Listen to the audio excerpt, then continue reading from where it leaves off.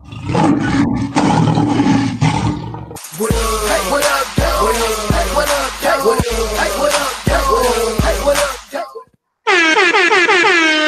What up, though? Welcome to Lou G's Field Review. Today we have ourselves a good live show. We got Big Will. What up, Big Will? What up, though? We also got Mr. 313 JMO himself. What up, though, 313 JMO? What it do? What it do? All right, ladies and gentlemen, we got ourselves a good show today. All right, so today's topic is going to be pretty much what it's always been. We're going to talk a little bit about our general manager. We're going to talk a little bit about free agency, a little bit about draft, a little bit about pro days. And what we're going to do is we're going to touch on some things that's kind of been hitting some nerves with us in terms of media towards these topics. Now, I'm just getting my chat set up, ladies and gentlemen. We will be taking phone calls as well. I'm just getting all this stuff set up, so please bear with me. But in the meantime, let me check out who's in the chat with us. Okay, why did this thing just freeze? See, this is why technology will fail you every time, fellas. This is why no matter what you do, you can't trust technology. Okay, you just can't. So here, let me switch this. And if you're wondering what's going on with Mr. TA is just not joining us today. He has something come up. And if you're wondering where's Derrick P could be joining us, but again, he also has something come up. Now, if you have not, I just want y'all to go and please check out Derrick P Fields. He's also one of the people part of the Detroit Alliance. Also check out Noble Sports Entertainment, which is TA. He's also a part of the Sports Alliance. And now we've added Mr. 313 JMO, a part of that Sports Alliance. So anybody who's willing to be a part of the process of One Pride, they'll be a part of the Detroit Alliance. And so now it looks like my computer wants to act right. All right, people. I want to start it off with this right here. Okay. JMO are part of that Sports Alliance. This is what I want to start off. So I've been reading media. I've been reading news. I'm seeing it on social media. I'm seeing all this stuff of this narrative about the general manager and how he handled this free agency and how he's handled himself since he's been a general manager. And what I have been hearing is this, ladies and gentlemen. I have been hearing that we overpaid, and why spend money on the defensive end when there is a plethora of defensive ends in this draft?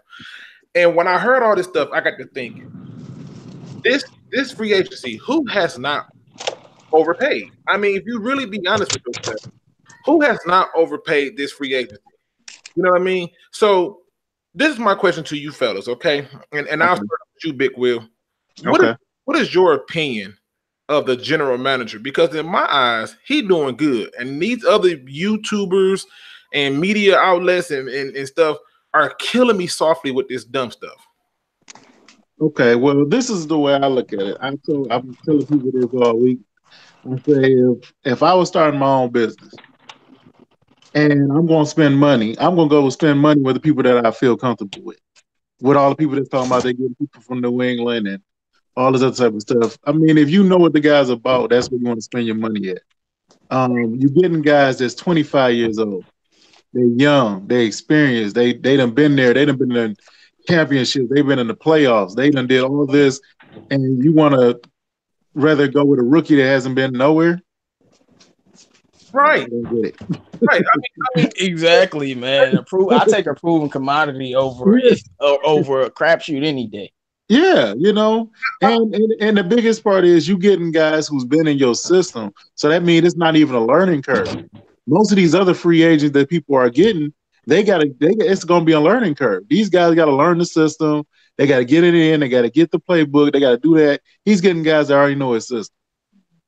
I mean, and I'm looking at the chat, right? Because this whole push that everybody, this whole push that, they overpaid for a DN. There's a ton of DNs. If there's a ton of DNs in this draft, what's the problem? doesn't that mean not only did we feel a need with a young person who, like you said, is a proven product, but if we want to take another DN, we don't have to feel stressed to do it at 8 or in the second round. What's the real problem here? I'm genuinely confused. I mean, and then I'm looking in the chat, and Beast Mode make a very good point. The Packers paid Zadarius Smith $16 million a year. Ain't nobody talking about that. Yeah, Preston Smith making $13 million, and I'm just saying, you know, at what point do we look up and start to say that's a bunch of BS? Like, come on, man. I mean, JMO, talk to me, man. What is it? Why you think these media outlets and these YouTubers are saying stuff like this? Well, first, I'm going to address us paying the DN. The first thing that we have to remember is that was the market. And I want all Lions fans to remember last year when we paid Ziggy Ansah $17 million for 4 games. So absolutely. That's what I'm saying. Like, and I wanted us to pay him because I felt like you got to pay your players or you're going to lose your players. But I didn't think he was going to play 4 games. I'm telling you now, Trey Flowers will play more than 4 games. But also, and that was it. You know, last year's draft, it was defensive end talent in that draft too, and we still paid Ziggy Ansah, injury-prone guy, unknown commodity. You bringing in somebody like Trey Flowers that knows exactly what we're doing. And in reality, a lot of these media outlets and a lot of these other YouTubers, they don't like being wrong. And when I say that, I mean they think nobody wants to come here. They think we won't spend any money on anybody. So when we do it, they get upset because we're doing something good. But that brings I can see it. Though, J-Mo, that brings me to my next point. And Big Will, you can touch on this too. That brings me to my next point. Isn't the story always been where Detroit don't spend no money, and now they spend money and you mad? Right, like I was like, you know, they overpaid, but I mean, so I mean, like I mean, so like we need the players. Like personally, I did not like the contracts. But again, Big Will, tell me, man, what they mad about, bro? Dude, they does anything with Detroit right now. They don't care what they do. They don't spend money, they mad. They spend money, they mad. You know, if they do nothing, they mad. It doesn't matter what they do, they're gonna be upset. It doesn't matter who we get in the first round, they're gonna be upset. It doesn't matter what we do, unless we can win a Super Bowl, they'll find a reason to be upset. Like, well, why they didn't win by 30? I mean, listen, this is the thing that I'm starting to notice in the narrative. Then I'm noticing this too, because I'm noticing that there's this push that where they're like, oh, he hasn't hit on his first round picks. I'm hearing not media people, but some YouTubers say, what? Oh, well, he hasn't drafted well, he made mistakes, he took offensive linemen. And I'm like, okay, well, wait a minute. I'm like, first of all, how is it a GM's fault if a player gets hurt? You know what I'm saying? How are he supposed to know that?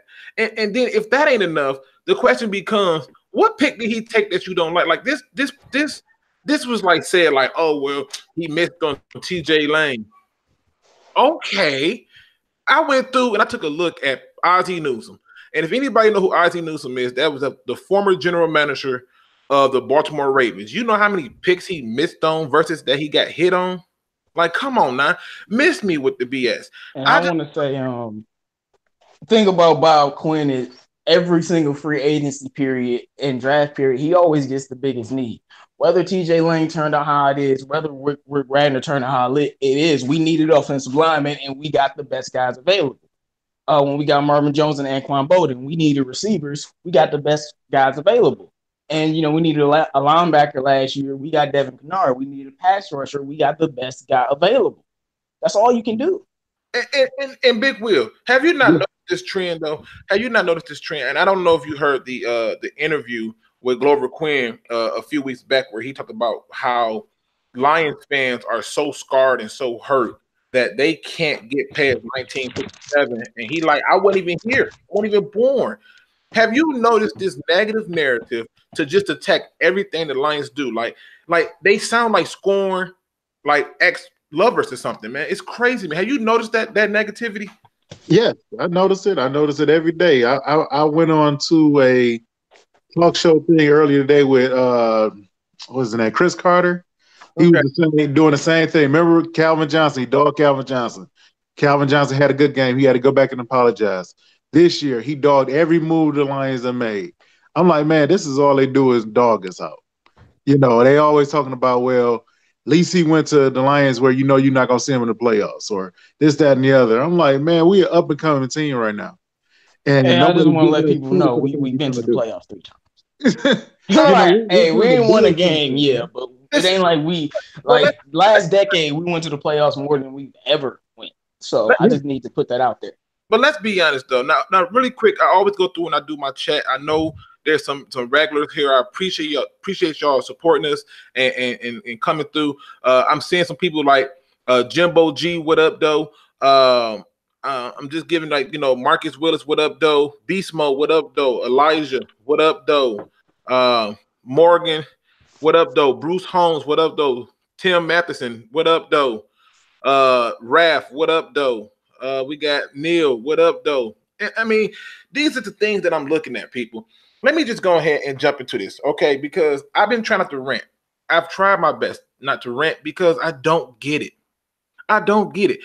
The way that these media outlets like Cris Carter's, the Shannon Sharp even threw some shade like, don't nobody draft the same position back to back but Detroit. And I'm thinking to myself, you sitting up here looking like the second coming of a minstrel show with the henny out and all the extra stuff on TV trying to create a niche. And I'm just trying to figure out, like, when are y'all going to just start to give praise? And so my thing is if you look at the market, okay, if you look at the market, on top of what they paid him, yeah, they gave him a $90 million deal for 5 years. But look how they paid him. That money is middle to back loaded, which means that the salary cap is not even truly affected this season. What are you mad about? You know what I mean? Like, what are you upset about? And JMO, I know you know, because I know you be paying attention to this stuff. Why is it that every time some type of media outlet come out, they have spent 3 days talking about the Odell Beckham Jr. trade, right? 3 days, right? And then on top of that, they spent all the bit of 15 minutes talking about the moves the Lions made. And then You would have thought the Lions didn't do anything the way they was talking. Right. And first of all, sad to say we're the Lions. And I don't think people they don't respect Matt Patricia, and they don't respect us, so they're just gonna ignore the moves. I feel like even if we got Odell Beckham, they would have talked about it for what, an hour? Yeah. And then they would have found some other story to go on. It doesn't matter what we do. We just got the best defensive end in free agency. But, even though I can't stand Colin Cowherd, he at least gave us a little bit of credit for some big free agent signings. But it's just very, very rare. It's so rare. It's so and rare. Colin likes Stafford, so that's why. And he do, and he bashes the crap out of Aaron Rodgers. So he takes a lot. So I'm just saying though, I really wanted to bring this up, people, because I'm like, I don't think people get it. This is how I look at it. Okay, let's just say hypothetically, like me, I don't like the contracts, right? Mm-hmm. Because I'm like, okay, we did spend a lot of money, fine. But let's just say, for example, even if I don't like the contracts, I gotta like the players. Now, let's say I don't like the players. At the very least, I gotta like the fact that they fill positions of need. Anywhere they go, I can't be completely mad. I can't be completely upset. So especially with Danny Amendola, I think that's a prime example. Right, like why would I like the Danny Amendola the contract? I was like, oh, I'm not too feeling the Danny Amendola, but it's 1 year. He a rental. He a bridge player. What am I going to be mad about? And we needed a slot receiver. He knows how to win. Knows how to get open. And then here's the thing. I'll be the first to tell everybody.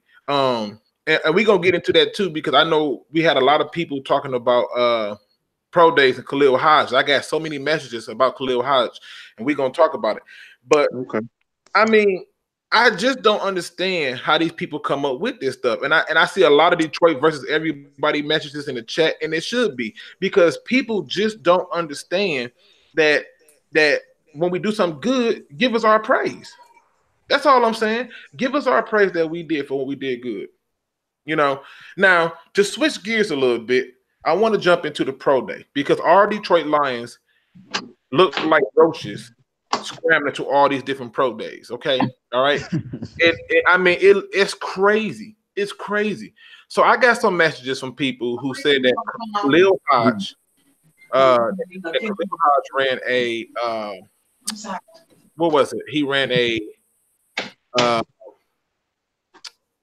4.93 or something like that. So I was like, okay. And the person who brought it to my attention, which I'm gonna give him a shout out because he on top of his stuff, is Travis Troxel. He brought it to my attention, said, hey, he didn't run well, and Sack Nasty also hit me up and said, hey, he didn't have a good pro day. Now I said, okay, cool. He didn't run fast, but I went through a long list of players who did run fast, like Vernon Ghostin, Aaron Curry, right? How those work out? Yeah. I went through a list of names of people who didn't do so well, like, say, Marcellus Wiley, John Randall. How those work out? Tom Brady. How those work out? Mm-hmm. This is my question to you fellas. What is it with the fans and these combine 40-yard dash people? Why shouldn't it be about the film? Like, do he look like he run almost a sub-5 when he playing? No. See, sometimes I just want to say, go ahead. No, go ahead. I'm just gonna say that the people don't understand. There's certain people that play good, and some people that practice good, and some people that work out good. You know what I'm saying? We have plenty of players that come out, they look like they just ripped and they just ready to go, and they're not worth nothing. So. Right. Which is, I want to remind all Lions fans that Nevin Lawson is one of the fastest players on the team. How'd that work out? Talk that talk. Like, Nevin Lawson is like a speed demon, and we seen it when he returned his only turnover of his career. And how'd that work out, man? Yeah. And when it comes to Khalil Hodge, that would be different if we didn't have a Jarrett Davis, a complete speed animal on the team. We can put him in a position to succeed. And, man, I don't care what that 40 said, to be honest with you. I could care less, because my main thing with him is his first step is some of the best first step I've seen in years. So, if I hear another fan or see another fan mention Montez Sweat or Greedy Williams, I am going to lose it. I mean, listen. Let's. I mean, and I see my man Derrick P finally made it to the chat, man. What up, though? Hope all is well with you, man. But yeah, we can't care about those haters. Haters gonna say it's fake. Now, I agree with you, and I think Andrew put this in the chat, and he said Montez Sweat ran a faster 40 than Odell Beckham. Does that make him now better than Odell Beckham? No. The truth is, when you watch Montez Sweat, he had a phenomenal workout. The tape say otherwise. You know what I'm saying? Now, John Simmons make a very good point. He said Tease Tabar is why we want to see some speed. Tease Tabar, in all honesty, ladies and gentlemen, is always in the play. The problem is he gets caught up in trying to lock down the corner and locate the ball. That's where he get caught up at. It's technique. I think a lot of people gonna be surprised with Tease this year if we keep him. I think he's been thinking a lot instead of just playing. Exactly. Playing off instinct. And that's what makes Khalil Hodge special. You don't see him thinking, man. Even when I did my film study of Khalil Hodge, if you pay attention, I showed him going in and out of his cuts and changing direction. I don't see cornerbacks doing that. I really don't. And I'm going to give you another one. The Lions went to Wisconsin's pro day, and we're going to name all the pro days that the Lions went to that we know of. But the Lions went to Wisconsin pro day, and they was claiming that they was there for offensive lineman. Now, let me just be clear. They was there for more than the offensive lineman, but the linebacker, TJ Edwards, he ran a 4.77. Okay. So I'm like, okay, now is that too slow? I mean, because when I watch him on film, he don't look that slow. So at what point do we stop with this? Oh, he's slow stuff. When is that over with? I just want to say, I don't know if the people in the chat watches all of the sports shows, but if you know who, what's his name, Mark Schlereth, I think that's how you pronounce his name. Yep. I mean, every time he went on the segment talking about the combine, he said he thinks the combine is stupid. It's idiotic. And this is what he said: a lot of players are good athletes, and they're not good football players. It's a big difference. All right. Preach. I mean, big difference, man. Huge difference. And what they don't understand is they don't understand that at the end of the day, just because you didn't go and climb the work. Listen, Antonio Brown was drafted in the 6th round because he had a bad combine. How'd that work out? I'm just saying. I just had to laugh because this is ridiculous, man. Let me address this for the Detroit Lions fans in case y'all was wondering. How fast is Antonio Brown? Like, this dude is very fast. Man, that brother ran like a 4.6 or a 4.7 at his combine. I mean, it was rough. He faster now, I guarantee it. But apparently it didn't matter. Now, in case you were wondering, the Detroit Lions visit Troy, and they were said to have been there for cornerback Blaise Brown. That's Blaise Brown. That was on March 11th. On March 12th, they had representatives at Vanderbilt for cornerback Joejuan Williams. And Joejuan Williams improved upon his 4.7 to a 4.5 for his best running time. They went to Wisconsin, and they looked at a host of players there, from TJ Edwards to Ben Swarsley, I can't pronounce his name right, and Michael Dieter. And then most recently, they went to Marshall to see the 6'3/6'4" wide receiver Tyree Brady. They also visited Buffalo and was claiming that they was there for Tyree Jackson. I call BS on that. I think they want to look at the receiver Anthony Johnson and Khalil Hodge. And they have not visited Iowa yet, and that's very telling because that tells me that they pretty much got the information they need about those Iowa people. But they did visit with some Iowa tight ends at the combine. So my question to you, JMO, is based on the names that or the schools that they visit. Okay, who's the most intriguing prospect for you, or what school visit intrigued you the most? Actually, the cornerback from Vanderbilt. I was very interested. I was very interested in that because he's not like a projected 1st or 2nd round pick. So, that telling me that they might actually look for a mid-round corner instead of the top 2 picks. Right. Now, what about you, Big Will? What is it jumped out to you? Me personally, I'm looking at the Wisconsin offensive lineman. Because I know they're not going early for offensive line, so I'm thinking 3rd or 4th round for a guard. Okay. See, I think they're going. I think the Joejuan Williams one jump out to me the most, and the only reason I say that is because something tells me that they're going to give a hard look to him. Now, they did show up to Clemson, but I mean, obviously, and I'm going to point out another thing to you. If you look at the schools that I named, okay. Look at the schools that I named. Big Ten. You'll notice that they're Big Ten, SEC, and MAC. That's where our general manager likes to get our players from, people. I wish MAC wide receivers or something serious. I mean, I wish I could make this stuff up, but that's where he's getting these. That's where he's getting these majority of these players from. For me, it was the visit that they did not go to that drew the most attention to me. Like, they didn't go to Nebraska, and I'm like, and they didn't go to Iowa. That made me go, I don't see us having a shot at Tyree Jackson, even though I would love him in the later rounds. But it's looking like his hype train is getting big. And let me just say that in terms of the comic section in the chat.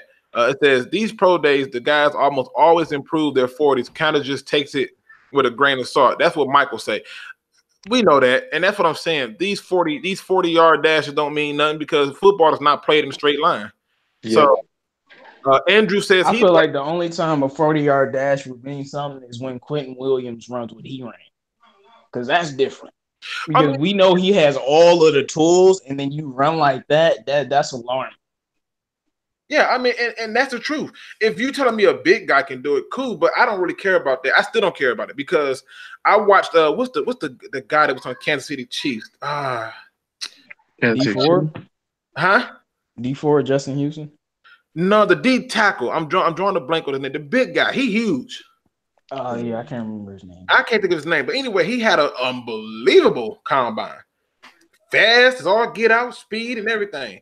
That boy, he ain't even a factor on that defense. They had to go out and get Chris Jones. You know what I'm saying? So it's just one of them things. Now, Jimbo G says Lions need a tight end that can block and do everything. I mean, I said this a while back, almost a month ago. Poe, thank you, Lions fan 75. Dontari Poe. Remember when Poe came out? He was running fast and everything, and everybody like, oh, he's 333. He's doing it. Yep, he doing nothing. He's quiet. Yep, he's real quiet. You know, he about as quiet as the people who talk about the Lions that don't know nothing. Makes me want to just be like, congratulations. I mean, all day. And so, yeah, I definitely get it. I definitely get it. But I think to me, it's going to boil down to taking to the private workouts, like John Simmons is saying. And it's going to boil down to the need. It's not going to change. I mean, but again, fellas, let me ask y'all this. Let me just ask y'all this. Hypothetically, if they decided to stay there and they took an offensive lineman at 8, would you be upset? No, I wouldn't be upset. But the only thing that I'm looking at, well, I'm kind of go off of target though, but I'm not gonna be upset if they go offensive lineman, especially if they move back. But see, I was gonna come here and tell you today that if we're stuck at 8, though, if we're stuck at 8, if you look at what they're doing, and look at all the people they looked at, look at all the people they've been talking to. Only people they haven't talked to is linebackers. Well, they've talked to a fair share of linebackers at the combine and at the. I'm talking about like far as trying to sign one. If you look at the people that done brung in, and they've been, right. You got tight ends, you done got linemen, you got all the other needs, but linebacker. And people may forget that they did add a lineman, Obuche. I'm probably pronouncing his name wrong. Who was once a Detroit Lion years ago and was released. Yeah, we added a safety today too. Yeah, and then we added a safety, Andrew Adams, who was on the Buccaneers. And again, I think there's some logic to that because what that move does is it's going to probably get Tavon Wilson up out of here. To release Tavon Wilson, we get $3 million in cap space. Yeah, so, but I'm actually feeling they might take off his lineman, and I'm not going to actually be upset with it, considering our division and the pass rushing that they've been getting. I mean, I don't believe in the Bears, but they're still the Bears when it comes to their D-line. Packers just got Preston Smith and Zadarius Smith. Zadarius Smith is a beast. And in Minnesota, Anthony Barr has come back. So yeah, I'm not going to be surprised if they take offensive linemen, and I'm actually not going to be upset. At first, I was very, very opposed to it, but once the Packers got who they got and Anthony Barr returned, I'm like, well, that might be in play now. But then you even look at the NFC East, they got some pass rushers, and we played them this year. Here's the truth, though. Let's keep this 100. And so right here is why I'm going to open the phone lines up. That phone number is 248-294-0610. That's 248-294-0610. And this, to me, is where I just look at it and I say, I ain't worried about what they're doing because, I mean, yeah, you got Preston Smith and you went out and got Zadarius Smith. They can't cover. If we get a tight end to go with Jesse James, who can run routes and create separation, they are non-factors. Hey, forgive me, man, but I got nightmares of Stafford getting sacked, bro. Like I know you do. He's always on the ground. I know you do, and that's why I'm saying if our tight ends, because we're going to be running more tight end sets, if our tight ends are running routes, those guys can't rush. It just can't. You're going to get the running back too. Go ahead, my bad. You know, you're going to get 8 alive. And so to me, what you don't want to see happen is you get into a situation where all of a sudden now you want to try to force a player there. I just don't think the lineman would be the person there. Now, I've seen a lot of people saying that if we stuck at 8, it's more than likely going to be either linebacker Devin White or it's going to be TJ Hawkinson, and I agree with those two assessments. But the more I look at it, I'm thinking if they took an offensive lineman, I think I probably would be a little upset because I feel like you can push the envelope and get one in the later round. But if that offensive lineman is right, I can't be upset with that. No, I can't. Well, I already told you, Bob. In my opinion, my smart opinion, Bob Quinn ain't never missed in the first round. So he take an O lineman, I'm assuming he's gonna be a great player. But after watching Jesse James's interviews today, it feels like they're gonna give him the keys or at least the opportunity. So I don't know if a tight end is in play in the first round, maybe later, and they might try to shore up that cornerback or linebacker. Now, Bruce Holmes says, I think they're going to go cornerback at 8. Okay, Bruce. I mean, in the chat, man, let me know what cornerback you thinking. John said, I wouldn't touch a cornerback at 8. That's too early. I think the development of cornerbacks,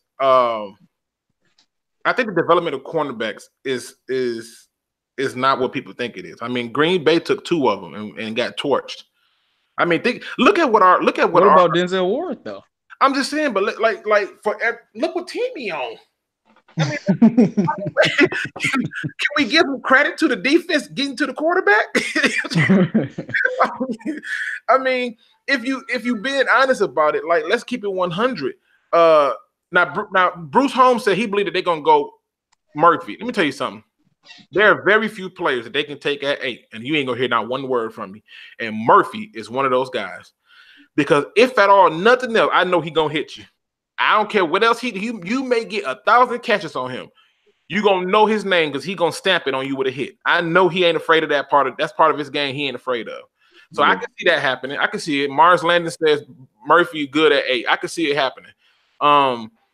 But David Jackson says it's a trade back. I still stick with my belief that they're trading back. That's my belief. If they can. Now Elijah Coakley says Taylor Rapp. Not at 8, and I'm gonna tell you why. They have not spoke to Taylor Rapp, which don't mean anything, and they've spoken with Adderley twice.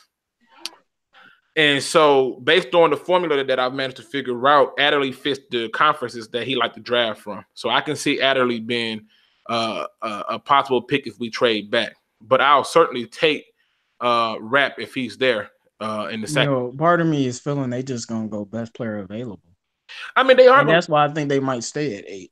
They are going to do that, but the general manager said that he's going best player available for need. So, that's what he said. Now, again, phone lines are open. 248-294-0610.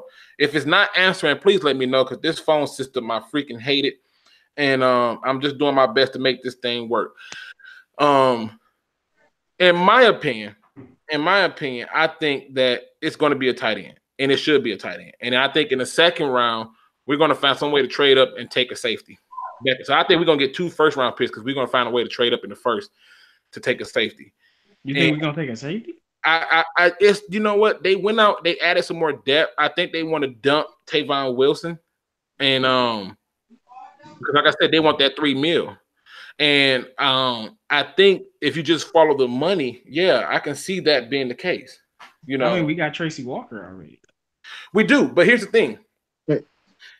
They run a lot of 3 safety sets in certain packages, and I think they want that extra safety. So, and they just signed a safety about an hour ago too. Well, he's going to be a depth guy. He's basically on a tryout. In my opinion, I think he's on a tryout basis. I mean, and he has a pretty good resume though. It looked pretty okay to me. I'm not gonna. It was all right. The main thing I like about him is he's good in coverage. And that's all you want. You want him to be aggressive. I just like they're aggressive. Now, Lion 75 says, "What about another backer? Trading for another backer?" I think that most of the linebackers that they want, they probably feel confident that they can sit fast and get. I think they're looking at TJ Edwards. I know that they're looking at Khalil Hodge, even though they haven't said nothing. And because I'm trying to figure out why would you go all the way to Buffalo just to see Tyree Jackson? Like, where you planning on taking? Yeah, we already know what it is. That's why I'm excited. You know what I'm saying? Like, where you take? Like, really? Ahmad Washington says nope. I mean, he straight up nope. That's it. General G Berry says, I see JMO on the round table. What up, though? I just look at it like this, people. To me, this is just me. To me, what I don't understand is this. If the Lions is going to come out at this point, they already went out and gave big money to a DN. They already don't gave big money to a cornerback who's going to probably be our number 2 cornerback, more likely. And then on top of it, we got a tight end. The only tight ends on roster right now are Jesse James and Michael Roberts. Okay. That's food for thought. In terms of the cornerbacks, the only cornerbacks on our roster right now is Darius Slay, Justin Coleman, who we just picked up in free agency, and they re-signed Michael Ford to a league minimum. So that, just FYI, he's back. And then we got Tease Tabar and my specialist dude, Jamal Agnew. So you Let already me ask you though, you think Coleman is gonna be their number 2? absolutely. You can't pay nobody that kind of money and put them in the I slot. hope not, man. I mean, he's so good in the slot. Like, I think they're going to keep him in the slot because my whole thing is, for years I've been telling people, they be like, "Well, why would they go pay all that money for a nickel?" I'm like, how many years have the guys been going across the middle, killing us, slant routes, killing us? Right. Yeah, I personally don't think I think he's gonna be the nickel cornerback. Yeah. I mean, like, who we have there? Tease? I know Bob Quinn said he wanted to put Tease there, but I would be surprised if they promote him like that. Now, real quick, Man Beast Morris, I don't see you in the chat, but if you watching, I did respond to your email. You never got back to me, man. So hit me back up in my email so I can, holler at you. Now I'm looking at some stuff, and one of the things that jump out to me is Ahmad Washington. He says the new safety, Andrews Adams, played under the defensive coordinator Paul Pasqualoni in college. He is competing for Glover Queen's spot. That's what I'm saying. I 100% believe that. That's what he's doing. Daryl Richards says someone in the Lions organization is watching these live streams. Good. Man, they watch all of our good content. Yeah. Good. That's what I want to hear. I mean, hey, some of the players be watching too. I think that's why Ebron's still bitter because DVE, we destroyed Ebron while he was here. Man, listen. The thing is this.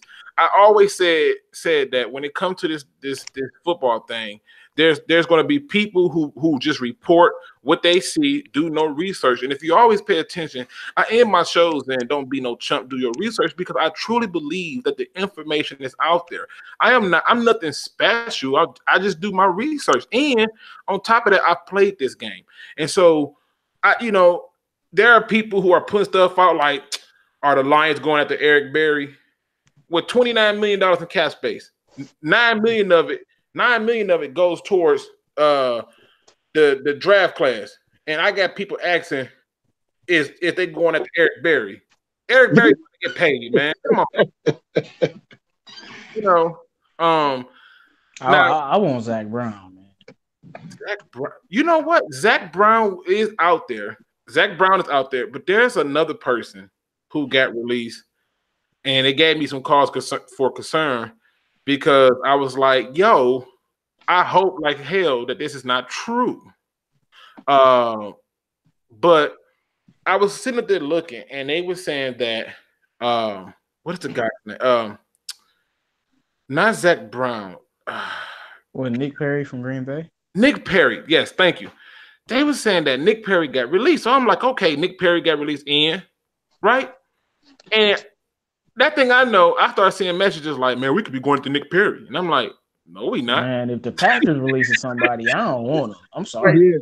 Yeah. No, we not. And so they was like, but I'm telling you, though, they going after him. And I'm like, no, they not. I'm like, I just don't see it.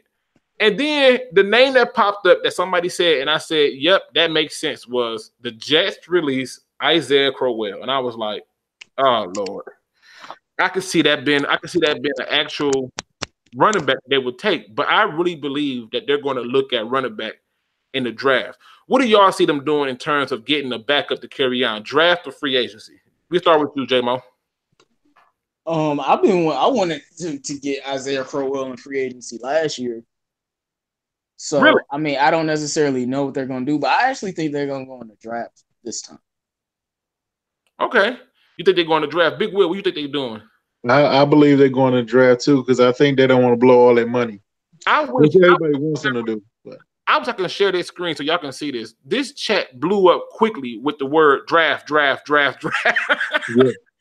Like everybody instantly said draft. Now I see Scott McClellan says Miles Sanders. I do think Miles Sanders is a pretty decent running back. Miles Sanders has the Reggie Bush syndrome where he likes to dance in the backfield too much. And that kind of concerns me a little bit. But I do think if he break loose, he could be a threat. Admiral Washington said draft because they paid Zach Zenner.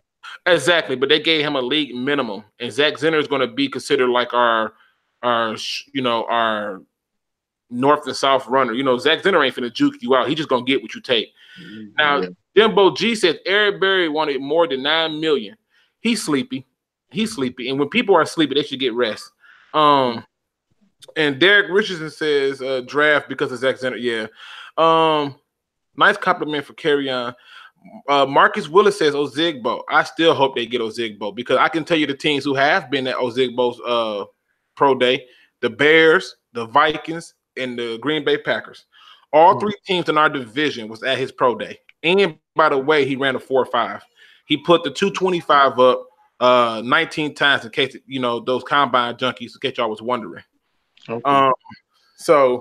But yeah, where is he projected to go? Here's the crazy thing about it. The projection says that he's a third round pick. I feel like that's about right, but I think he can be a late second depending on how the draft go, in my opinion. Yeah. Just me. And then somebody says, who was at Penn State's? Who was Penn State running back? That was Miles Sanders. That's Penn State's running back. Yeah. It says, whoever said Lonnie Johnson, you watch There Goes Mobby. I got a request to do Lonnie Johnson. At the time, I did so many cornerback videos that I wanted to kind of switch it up. When I watched Lonnie Johnson, I saw things that concerned me, and I think these are issues with most 6'3" cornerbacks. He don't want that smoke. He don't want no parts of it. In fact, where he see fire, he's running the opposite way, and he ain't giving no warnings. He ain't knocking on no windows, no doors, or nothing. He just goes. And the one thing about him that I did like was he was rangy, but in the run game, he won't be of no help. And in the passing game, I saw a lot of times where he just didn't turn his head around. Like, for the Christ, just turn your head around. And that didn't happen. And yes, Bruce Holmes hit it on the head. Them hips was terrible. Now, Daryl Richards says Mike Weber, running back from Ohio State, he has been mentioned with the Detroit Lions a few times because one of the things they like about Mike Weber is he blocks in the pass. Now, let me ask you this, Big Will. That's alarming. You already know. That's alarming.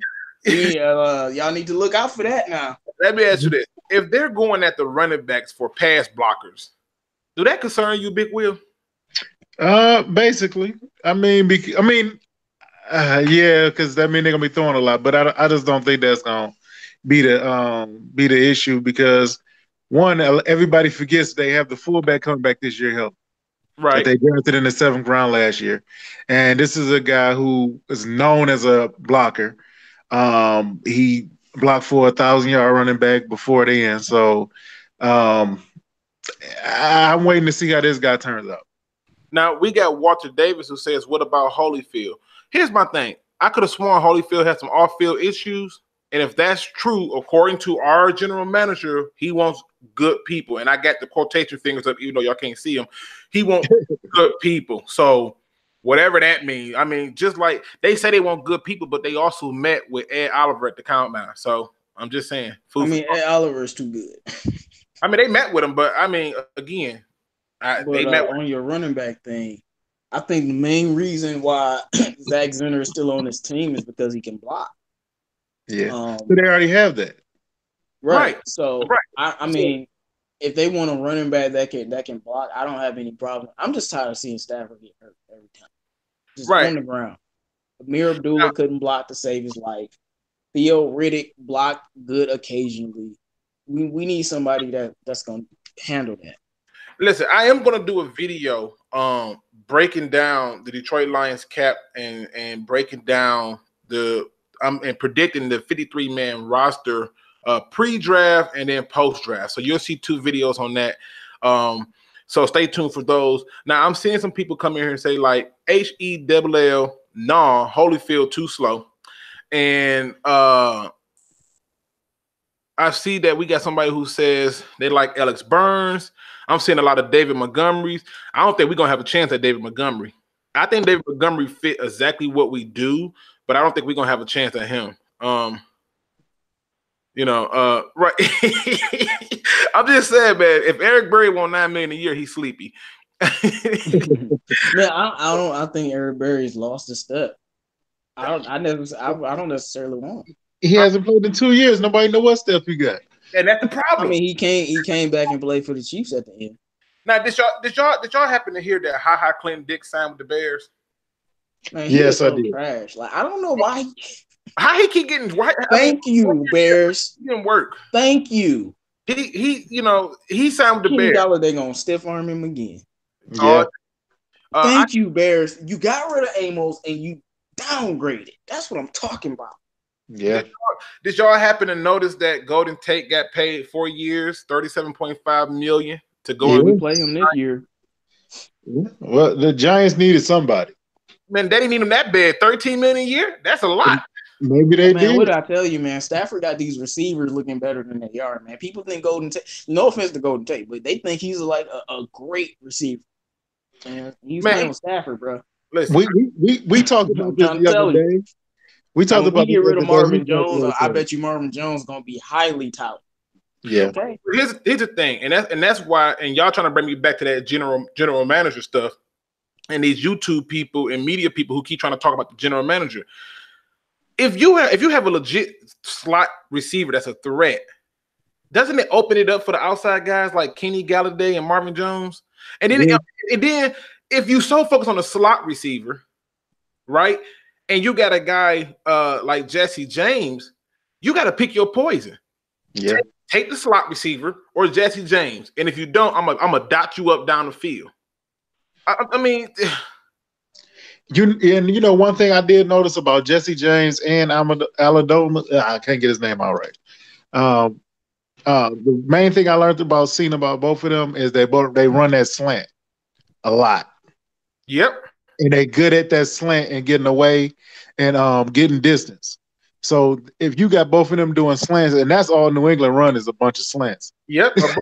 And I want to say we've never seen Kenny Galladay or Marvin Jones, like, because around a slot receiver. No offense to Golden Tate, but he's not. I don't know what he is, but he's not like your traditional slot guy. No, because we throwing him all passes behind the backfield because he's so good at yards after catch. So like we've never really had a slot receiver for these guys. Yeah. So we don't know what Kenny Galladay and Marvin Jones gonna look like when they always, getting 1-on-1, and sometimes the safety has to cover their tight end, and now 1-on-1 all the time, and then Kerryon is just there. So, but see, linebackers are focused on him. That's the biggest X factor. Be a problem if Kerryon get running and he get going. I got a friend who a Packers fan, and he gonna tell me that Kerryon did the same thing as Aaron Jones. And when I showed him that Kerryon had 118 carries and Jones had 138, and I said, listen, we weren't even giving the ball to our running back. If we had fed him, he would have easily won the Rookie of the Year or been in second place because he was running it. And I said, the problem is, if we get that run game going, which I think that's what we're doing, right? We get that game going, it's a wrap. You ain't gonna be able to. You got to pick your point, and that's all New England do. They get that run game going, and then they start having you come up for that run game, and they dot you up with Gronkowski down the field. Then they'll find a slot receiver like Elderman across the field. They're not hitting you on the outsides. You can almost look. And I gotta think about it. The Patriots are so hard to stop offensively. Like it's like they always find a matchup because they always have their correct matchups. Yeah. And they doing this without a number one receiver. Imagine if they had a number one receiver on top of that. Yeah. And here's the thing. People don't understand this. People don't understand this because I know there's a lot of talk about people who say that they want defensive end Colleen Farrell. And Colin Farrell, today they had their pro day. He did not participate because he has a toe injury. Now, I'm not saying that a toe injury don't hurt. I've broken the toe. It hurts like crap. But what I am saying is you couldn't do nothing, my man, with a broken toe. You couldn't bench press. You couldn't do nothing. Nothing. I mean, your upper body could have did something. You could have shown some hand movements or something. And it just makes me wonder, who already told him don't do nothing? We got you. Yeah. That's what somebody probably told him that. And I see in the comments somebody said Kerryon is our Alvin Kamara. I agree with that. Now, John Simmons says, I think he's a better runner though. Yeah. John Simmons says, I'm afraid that if Jesse James couldn't put up big numbers with all the issues that's going on in Pittsburgh, that isn't on the guy. No, it wasn't. They had a lot going on over in Pittsburgh, and that's why you didn't see a lot of it. And then it was strange, man, trying to appease a receiver. And you missing wide open targets. I mean, it's crazy. Yeah, Juju Smith-Schuster was third in the NFL with like 179 targets. Antonio Brown was top 4 with like 189. Like, that's crazy. Are you kidding me? Like Jesse James had what? He didn't even have more than 30-something targets, and he had 30 catches. Top Dog says Farrell trash. He ain't even run it like that. He was playing in the ACC with, I mean, he had talent around him. He did, but you know, he did use one arm and take Johan Williams and make him like a little punk. I was like, Johan, come on. I don't know if Farrell's trash though. Like, I don't know if I go there, but he did have, like, he was good enough to come out last year, and I thought he was actually gonna come out last year. So now listen, this might be my favorite comment of the day by Lee Bender. He says every Lion fan, when Theo Reddick came out on third down, knew the ball was coming his way. Yes. Yeah. Yes. Why is he still on the team, man? But he runs the same route. Get rid of this dude. Kerryon can do everything he can do. Theo Reddick is still on the team because as of right now, they have not found the replacement. Once they get the replacement, then and only then where they, get rid of him. Now replace him with Jamal Agnew, bro. Get him out of here. I mean, I wouldn't be surprised if they did try something like that, but hey, that could be the case. I'm just looking at some of these comments. Somebody says, sidebar, I'm worried about Kerryon injured in college, injured first year. He's undersized for his workload. Will he be the next beast out quick? Ooh, I mean, the next bet. Well, I'll say that Kerryon, first of all, what a lot of me and the DVE members were saying, that he has to bulk up. He doesn't even have his full NFL body yet. And he was healthy. My thing about his injury is he was healthy enough to come back, but they just shut him down. They did, but I think what his real question is are we going to have another Javed Best situation where we got this great running back, but now he can't stay healthy and can't get on the field? Well, one of the reasons I was very concerned when we took Kerryon Johnson last year and traded up to get him was because of those injuries. Believe it or not, he has been playing hurt through his entire career. So playing through injuries has never been a problem for him. I personally think that Kerryon would be fine, and especially with the things that we're doing now. It's not like we are, it's not like the old Lions where we were just getting players and throwing them behind whatever we could. Like, hey, we can put you behind a vegetable, and we're gonna throw you behind some fruit, and you get the potato salad. No, they giving them off the line. Right? Just like you said, Best was concussions, different from Kerryon. Man, they knew that he was one concuss away from having a problem. So it says Kerryon is going to be a stud. He is going to be okay. That's from Russell Gilmore. I agree with that. And to me, if you just look at the history of the guy, he's been playing injured his whole life, and he could have played the rest of the season, but they shut him down so he can have more time to heal. Basically, Bell treatment. You never want your player playing injured, but man, I don't think a lot of people know how well he played when he was hurt. Yeah. I mean, he ran for 100 yards on Washington, hurt. Ran all over Alabama, hurt. He wasn't even healthy. He wasn't even full speed. That lets me know if something happens, like, a playoff type situation or something, we could be able to depend on him if something happens to him, and something serious.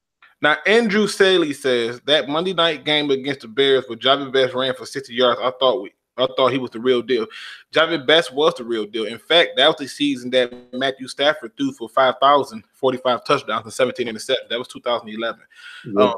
Because he had a legitimate threat at the running back position. It changed how things was happening. And when Javed Best got hurt, they were still trying to run the ball, but they just couldn't muster it. So Stafford had to up the ante a little bit more. But he started out on a very fast hot streak because we had a threat at running back. So Bruce Holmes says, I want Jordan Howard. The question is, Bruce Holmes, what are you willing to give up for Jordan Howard?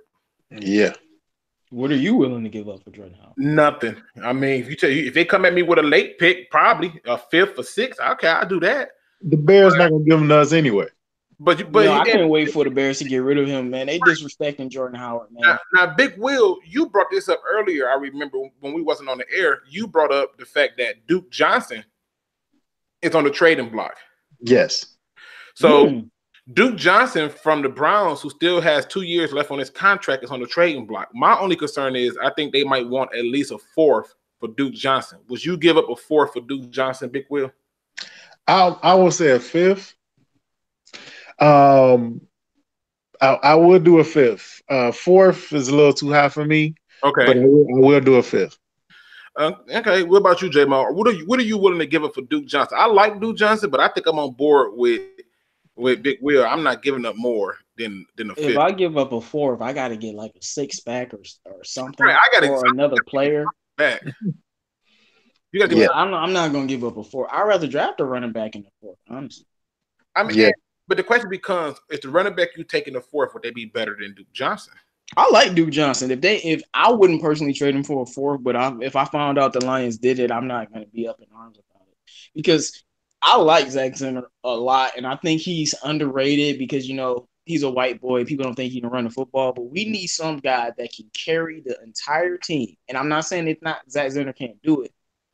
If something happens to carry on, and I know Duke Johnson can run and he can catch, and he's not terrible at blocking.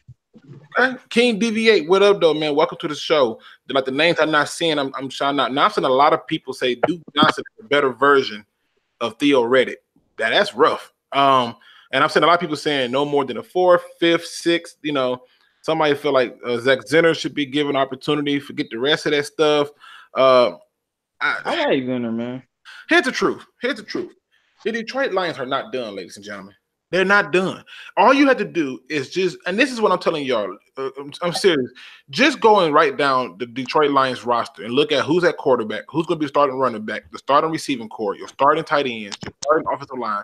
Look at all your starters and picture that Detroit Lions team. I'm telling you, they are only a few players away from being able to do what we always wanted them to do, which is what they did in 1991. And the first part of it starts with running the ball. Yeah. That's what you have to do. Now, let me ask you. You need to keep an eye out for receivers because I think we might take a receiver in the top four. Let me ask you a question. The Detroit Lions actually picked up some free agents on day 2. Yep. Okay. And so I just went through because I was curious and I was trying to look at the contracts and how much money they spent and who they added. And the people that they picked up on day 2 was obviously they added Zach Zenner. They obviously added the safety. But the person that they picked up that I was looking at and I was trying to figure out what they was going to do was Trey Williams. And so I was basically thinking that Trey Williams is going to get cut. He's just there for the moment, right? Until I looked at, some of the reports about what their vision is for him. And I'm like, could this guy actually make the team? Hmm? Like, what do y'all think about day 2 of the Lions free agency thus far? We start with you, Big Will. I think they're like I said, they're def moves. They're setting their stuff up. They're getting guys to play behind them just in case if anything happened. I think they got the safety to play behind Walker, but just in case if it don't work out like they wanted to, or they're gonna be doing like they did last year, how they kept flipping him and Quinn out and doing all type of crazy stuff. So then you get the offensive lineman, just like last year, they've got a bunch of veteran offensive linemen. They brought them in to sit behind, like TJ Lang or whatever. This time, I think they're gonna bring in another rookie and sit them veterans behind them and see what happens. Now, JMO, what's your thoughts on day 2? It was okay. I'm not too high, too low. The main thing, I do like getting another safety because Tracy Walker is a special player, man. I mean, and when I say that, I mean they had him playing that corner, and he was doing good. So I don't know what they're gonna do with him, and that's why the other safety comes into the play. And if you're saying they're gonna draft another safety, that makes me think they're gonna put Tracy Walker at corner. Now we got We got Javen Evans, and what up, though, Javen? He says this is the best free agency in Lions history. It's very, very close, but I definitely love signing Zach Zenner because his effect on special teams, you see it.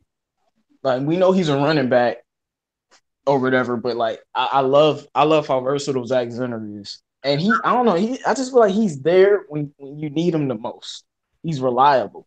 Well, Scott McMillan says he want them to address why they didn't handle the right guard, or do we think that they believe in Crosby to handle it? I think they believe in Crosby, but I think ultimately they're going to move towards drafting a guard or do something where they can put Ragnow at center and Crosby and whoever at guard.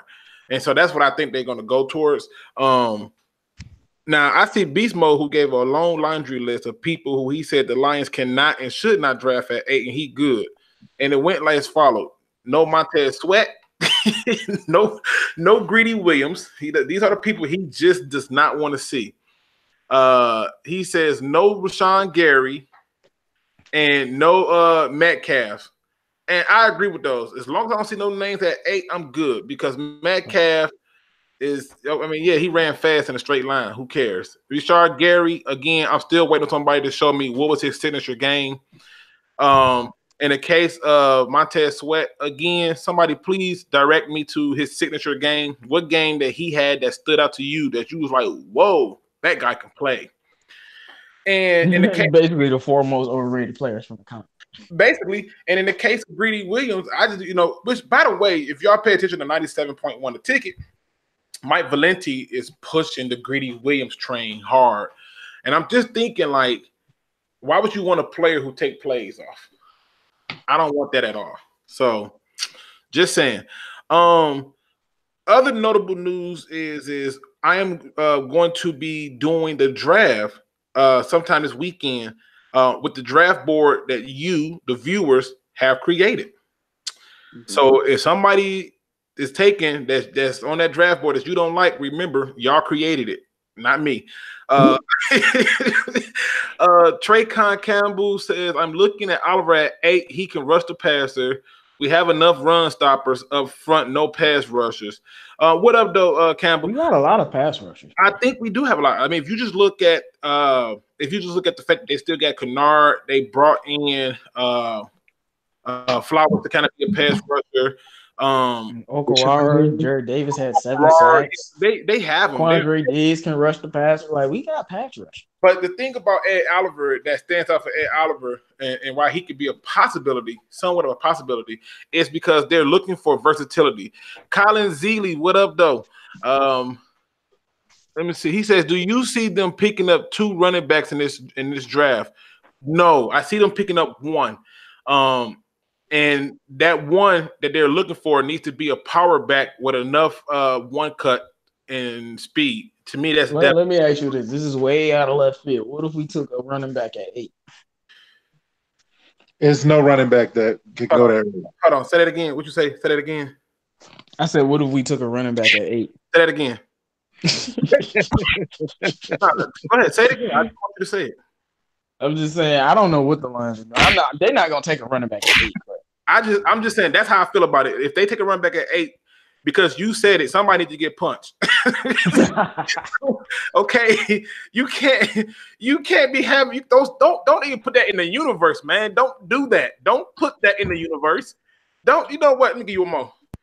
Don't put that in the universe. Okay, we don't need that. Okay.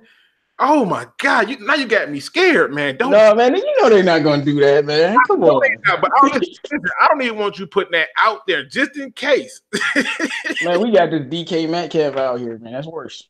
Just in case they say it. I don't even. He said if they take a running back, I'm a Browns fan. I mean, right? You feel me? What in the world? Don't even listen to anybody who says Rashard Gary.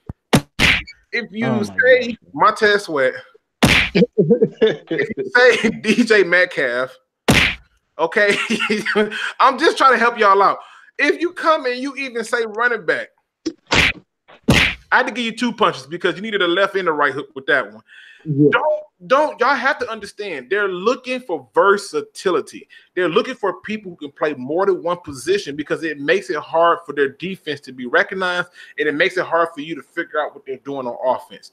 So if they don't have no versatility, and Rich Law say, "Dang man, stop hitting me."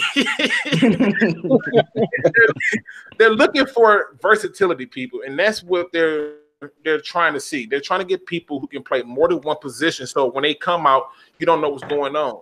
The problem is we've been for too long trotting out people, and they know exactly what we're gonna do. I.e., theoretic, he getting the ball.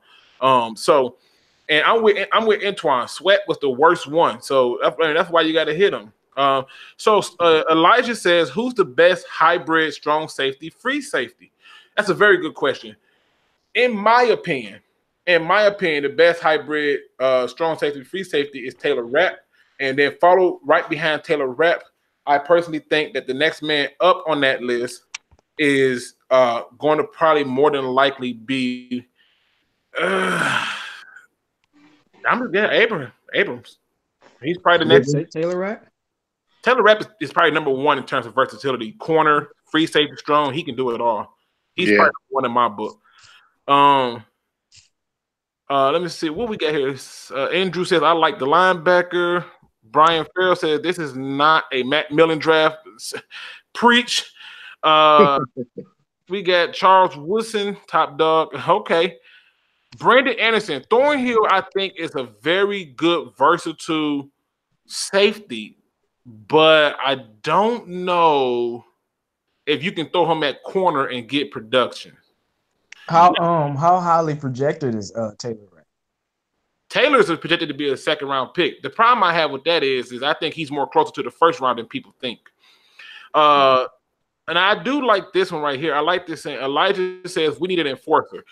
We had an enforcer, and people called him dirty and cried to Mike Valenti to get him out of here. So, yeah, I'm with you. I want an enforcer as well. Scott McMillan says, "Chauncey Gardner Jr. is my favorite safety for us." I can agree with that. King DV8 says, "Killebrew needs to step it up." He will, but he's mostly a special teams guy at this point. I was about to say, Killebrew done, bro. Give up. Yeah, he's pretty. Yeah, give up on Killebrew, man. I'm sorry. And I tried to defend him for a while, but yeah, he don't got it. You know what it is? You know what his problem is? Killebrew, I think he's another one of the people who gets in his head, and then as soon as a play get near him, he tries to knock him out. That's why I say I want a safety with ball skills.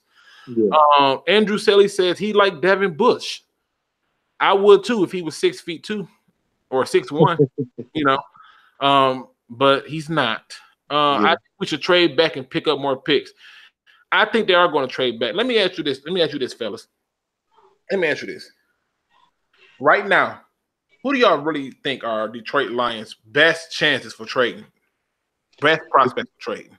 Trading or trading back? For trading back with. Because I know that there are a few teams, but who do y'all think give us the best option for us to be able to trade back? I'm still saying Bengals. You're still going with the Bengals. Okay. And who do you think the Bengals want? They need a quarterback. They do need a quarterback, man. The Red Rifle, his gunpowder been a little low lately. I don't know. Yeah, they definitely need a replacement. Who you say, JMO? I agree with the Bengals. Okay, I'm seeing need a quarterback back. Tyler Cantor says Dolphins. Bruce Holmes says Skins. Scott McMillan says the Colts. Why would the Colts trade back with us? I'm trying to figure out who would they want. I see Oakland, Skins, Giants, Miami, G-Man. I do see the Giants becoming a huge option, George. Once they got that 17th pick, I feel like they're going to be our best trade partner. And they're trying to move up. Yeah, and I believe that because they'll get their quarterback at 6, and then at 8 they can take their other player. We'll probably miss out on a few players, but some players gonna still fall to us, and we'll be okay with who we take at that point. It says Oakland. He says Ahmad Washington says Oakland. You take 8, give me the 24 and 27. Oh, they're going to come up more than that. I was about to say that's not enough. Ahmad Washington, check out my trade value video. They're going to have to come up more than those 2 first-round picks.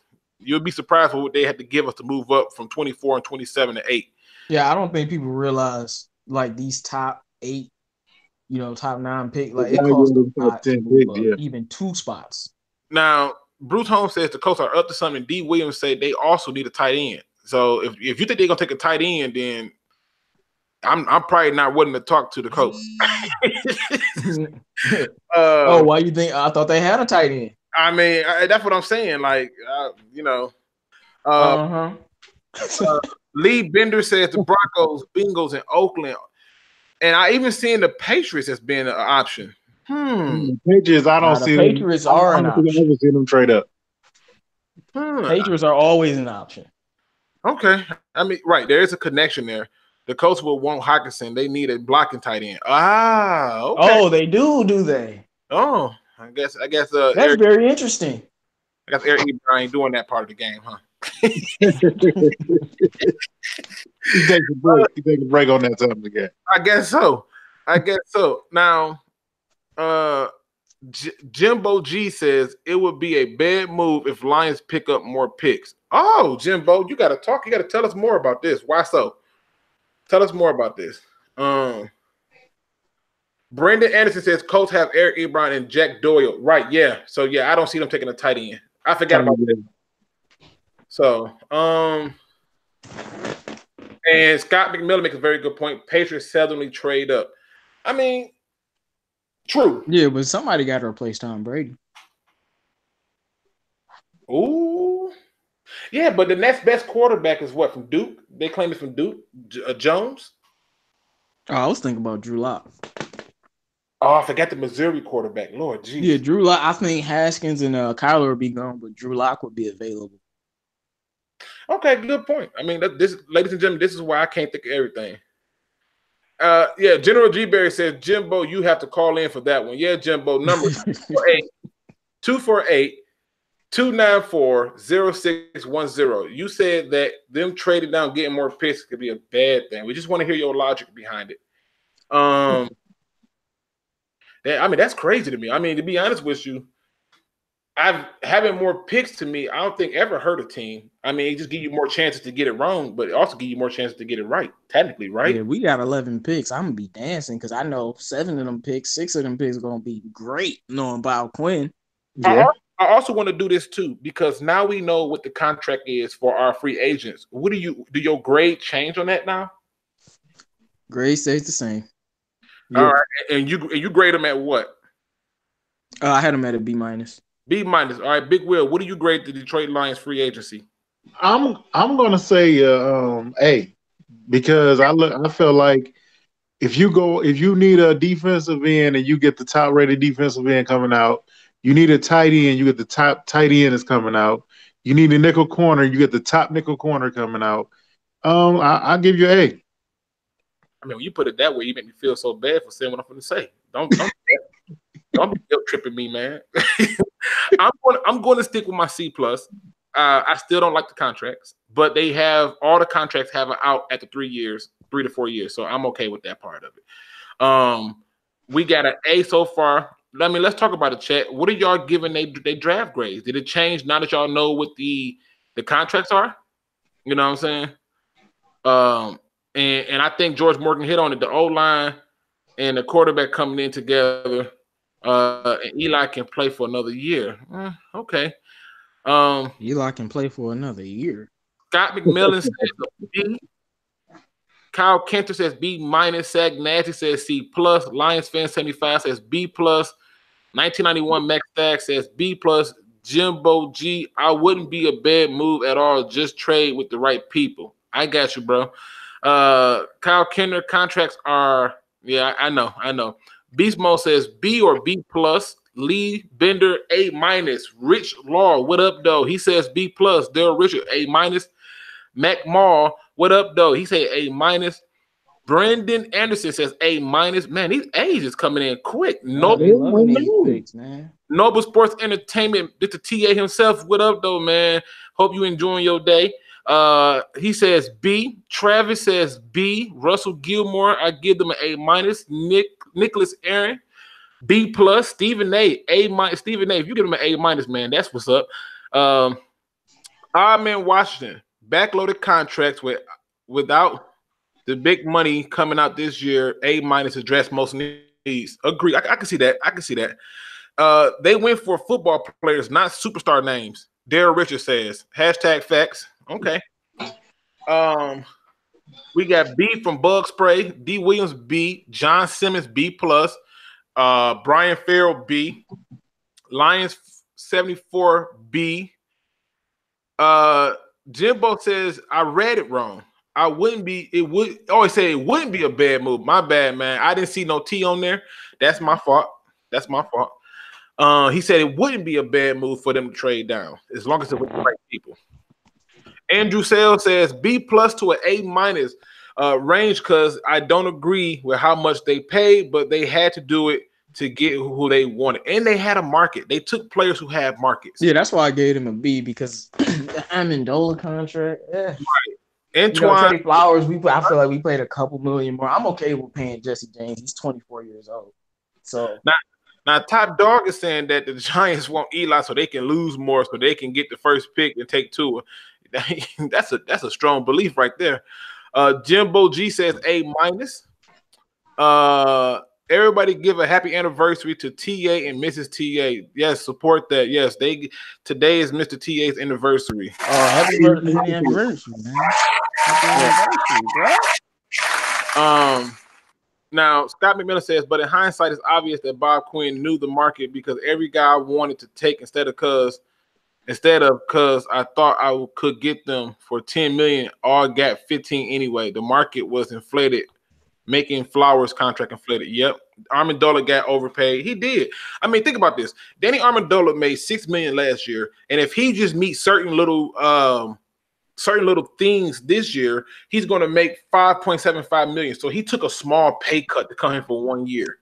Shocking. Mm-hmm. But he did say that now this is what Amendola said. He chose the Lions over the Patriots because one, he likes Matt Patricia and the things that Matt Patricia did, and he said two, Matthew Stafford. Speaking on that, during Jesse James's interview, Jesse James was talking about a Super Bowl, and the reporter asked him, why do you think y'all can win one? First thing he said, first of all, we got Matthew Stafford, a franchise quarterback, and he talked about Stafford's toughness and playing through injuries.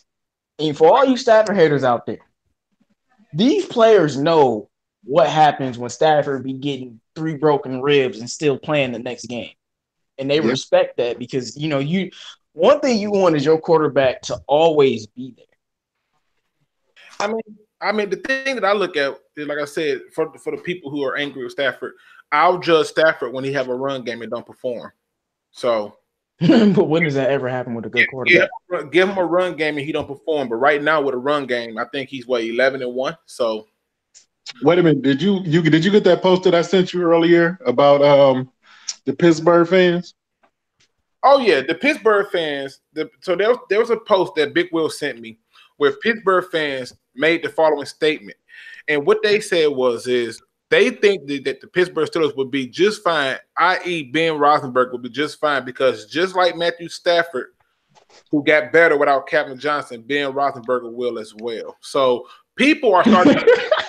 I'm just saying, people are starting to notice Stafford for real. So they started. Steelers fans have always been kind of cool with us, though. From my experience. George Morgan, he was 9-1 before Kerryon rushed for that 100 against the Patriots, and then he had the other 100-yard rusher in the game against the Dolphins. So that gives him 2 more to that win, which is why I said 11-1. So that's why I added that. Yeah. Pittsburgh fans mad about Jesse. But, Jordan, I did see that a lot of Pittsburgh fans are mad about losing Jesse James. I did see that. They definitely are. But again, because I have so many things I want to do with you guys, and I got so many things that's coming up, I got to try to save some of it for the next show. So we're gonna wait. We got a phone call coming in. All right, let's see what's going on. Welcome to Luke G's Film Review. What up? Who this? What's up, man? It's your boy. Hold on. Let me turn you up. Hold on. Let me get you up here a little bit right here. All right. Who this? I didn't hear you. Say that again. I said it's your boy, Phil. What's up, man? What's going on with you, man? We all good, man. We on our way home. Everything's good. Sorry I missed the show, man. But I had to get in about my man, Danny Amendola, man. Oh, my God. Hey, listen. Listen, I want to put it out there for like the third video that Derrick P. Fields is the only one who predicted that the Lions would go after Danny Amendola. Okay. Well, you ain't have to do that, man. I appreciate that, but I heard you going in on him. You said he got overpaid. So you thought I was listening, man. I'm there. You said he got overpaid. Listen, I just feel like at the. I mean, I understand he got a league minimum. I get that, but I just feel like at the $6 million for the previous year to give the man 5.7, I just seem like what in the world? Okay. All right. You know. Now you take all the other receivers that you said on the market that all got wrapped. Most of them got wrapped up now. GT got signed today, and I told you he was going to be. Now I did say he was going to be out of our league, and I know that we wasn't going to pay him no $37 million. I don't even know how much of it's guaranteed. How much of it's guaranteed? Did they say? For a lot of it is actually guaranteed. For who? Golden Tate? Yeah. Golden Tate. I think it was like 12 or 15. I can't remember off the top of my head, but I think it was like 12 or 15. Okay. So almost half of it was guaranteed. Okay, and that's way, but we weren't gonna pay that. And no, I think that Crowder got way too much money. That's just my opinion. Oh, okay. So I'm getting told that he was 21 million of this guaranteed. Lord Jesus. Yeah, I told you like a lot. All right. Yeah. 21 million. Yeah. Yeah. Boy, I'm telling you, it's a Stafford effect, man. He had that boy looking like a superstar. I ain't like that. But we did discuss that potentially that he would have, he might not cost as much as you would have thought, or I would have thought, because of his affection for the city of Detroit. Now, do you still think that after the contract he got today, do you think that still holds true? I didn't want him back. So, you know, for me personally, I didn't want him back. Again, we got Mr. Derrick P. Fields himself on the phones with us, ladies and gentlemen. And just so y'all know, ladies and gentlemen, I do have the description for Derrick P. Fields, the link for Derrick P. Fields channel in my description, as well as Noble Sports Entertainment in my description, and as well as 313 JMO. Big Will has not started a YouTube channel yet. We working on that. I'm gonna see if I can get him on this train. But again, yes, Mr. And I'm gonna say it again because when you call it, Mr. Derrick P. Fields predicted the Detroit Lions. And all he did was follow the money. So brilliant. Good job to him. But he predicted that he was going to get Danny Amendola. So I can't be mad at him. I'm gonna open it. Listen, I thank you for that, man. I appreciate that. And I'm gonna open the lines back up. I just want to say that Danny, he gotta help me out, man. I think really he's a solid receiver. I think he gotta stay healthy, but that's anybody. If he stays on the field, I do believe that he will give us exactly what we hired him to do, which is a possession receiver that will get us a critical third down or two. And for my sake, I hope he performs, because I never live it down if you don't. But I think that the Lions made the right decision. And I just leave y'all with this, man. I heard y'all, the votes are in, and I got a special, I got a name change coming to the channel. It's on its way. It's going to be either tonight or tomorrow morning. So look out for that. Still the same channel, but it's just going to be strictly football, y'all. So I'm doing it because coming either tonight or tomorrow, man. But thank you so much for wishing my wife well and myself. We're on our way home, and I wish y'all the best, man. Keep up the good work, Luke. JMO, I know you can't talk to me, but you keep up the good work, too. And Big Will. No problem. Thank you, Luke. Appreciate you, man. Right. Appreciate it, man. Be safe driving home, Derrick. Thanks, man. All right. Again, ladies and gentlemen, that was Derrick P. Fields from Derrick P. Fields Field Review. And look, it ain't called Derrick P. Fields Field Review, but hey, that man be talking that football, so I'm just giving him a little love, man. So again, I got a lot coming. Like I said, we're gonna be doing the draft soon. I got some videos to drop. I still got some film studies to do.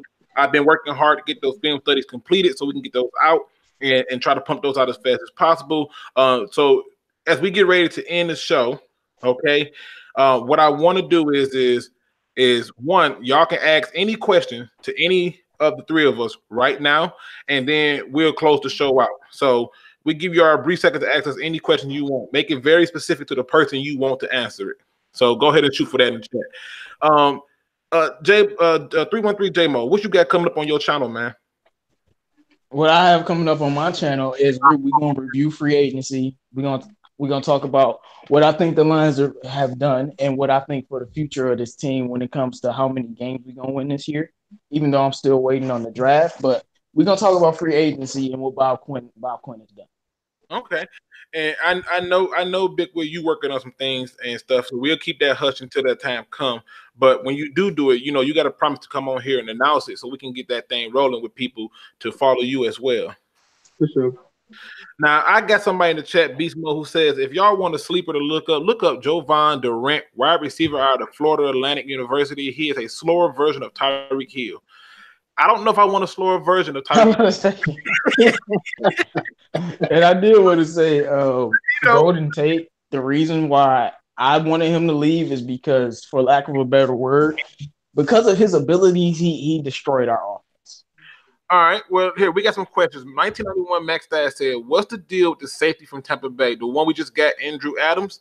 Andrew Adams has been pretty much a journeyman. He seems to be okay. He's nothing to write home about.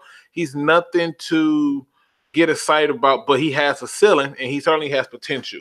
That's my take on it. Big Will, you got anything on Andrew? He's a ball hawk. Okay. He plays the ball well. So he's a guy who looks in the backfield a lot. He's aggressive.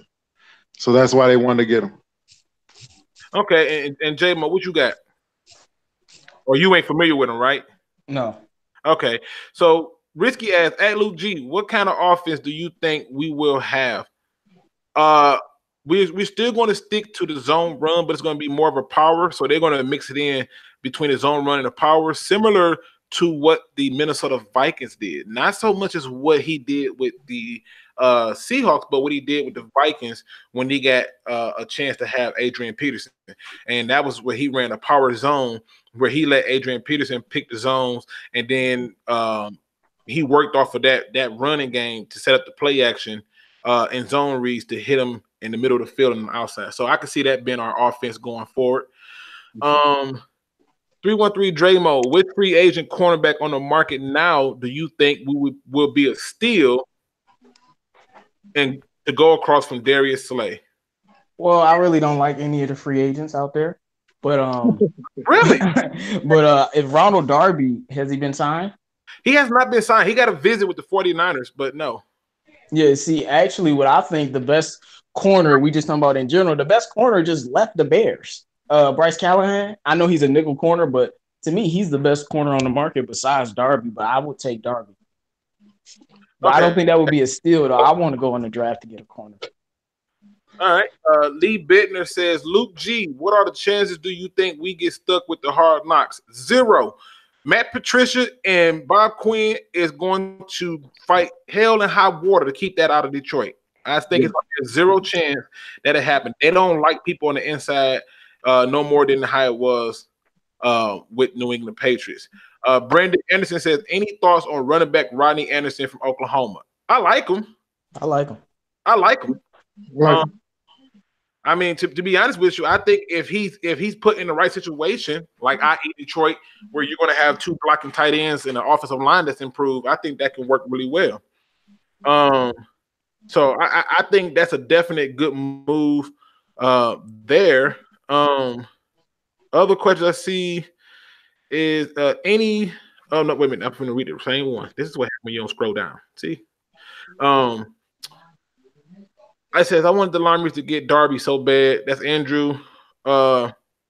Jimbo G says, what wide receiver should we target?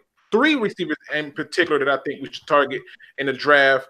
And if you're talking the draft, those 3 receivers are Anthony Johnson from Buffalo, Hakeem Butler from Iowa State, and my last one is Andy Isabella. I think I was going to say him. I like Isabella. Do it. I mean, in my opinion, that's the ones I look at. Scott McMillan says he thinks Steven Nelson, and he's gone. So his only one was Steven Nelson, but I believe that.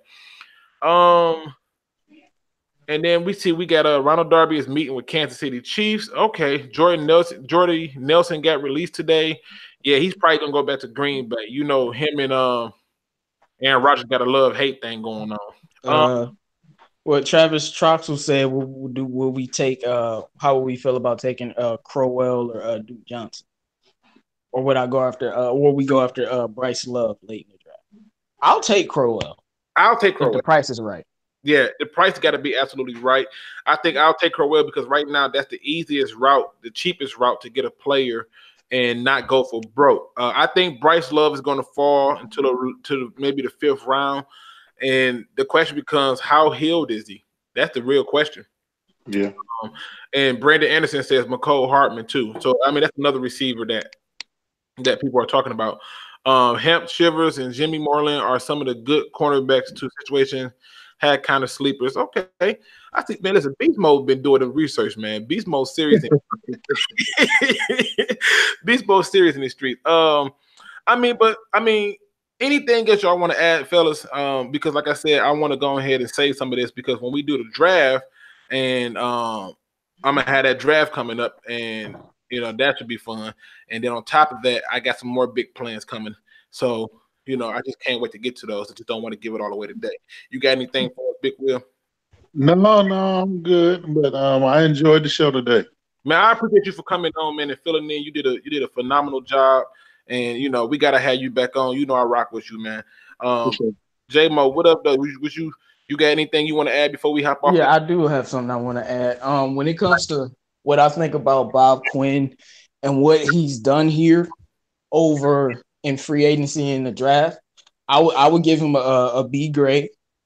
That first draft in 2016, we got about 3 good players. The second draft, he got Kenny Golladay in the 3rd round and Jamal Agnew in the 5th. I mean, that's ridiculous. And this last draft is probably the best draft I've ever seen from the Lions. If Tyrell Crosby turns out to be the real deal, that's 5 hits. That's amazing. So I know it's a lot of channels trying to downplay what Bob Quinn's doing, but I just want to reiterate every free agency year, what we needed, we got from wide receivers to offensive linemen to this year with defensive tackles. I really think Bob Quinn is putting us in the right position. And when I looked at the interviews of Jesse James and Coleman and Flowers, all I got from them is positivity and belief in Matt Patricia. So they're very happy about coming here. You can tell it's not about money. They're coming here because they actually think we have something. Right. That's all I got to say. Right. Now, I do want to answer this one question just because I think it's a good one. General G. Berry said, what is our bold prediction for this year? My bold prediction is the Detroit Lions will win the division for the first time since 1991 this year. You don't want to hear my bold prediction. Okay. No, we got to hear it now. You got to 16-0. Say what? Yep. Say it again. No, 16-0. Say it one more time, man. 16-0. I'm going to keep saying it. Okay, I just wanted to make sure I heard you right. My bad. No, I'm serious. That's what I said. You don't want to hear my bold prediction. I'm going way out the window. The word is bold. He did go bold. Big Will, what's your bold prediction? And I warned y'all, too. I'm saying I'm going to say win the division and at least one playoff game. So you got us winning the division plus a playoff game. Okay, all right. He amping it up. All right. I honestly do think we'll make the NFC Championship game, but I'm crazy. I think if we just run the ball, we get back to back to the simple part. I think we'll be just fine. And just so I can hit this last little comment, 655 Papa Daddy. I'd rather address the cornerback issues in free agency and the receiver issues in the draft. Receivers, it said the free agents are super expensive. True.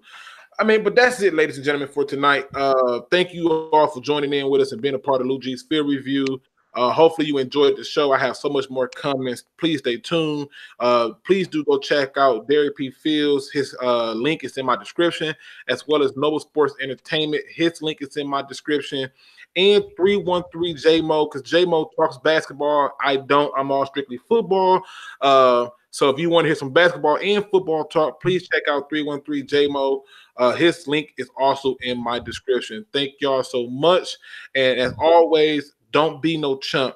Please do your research.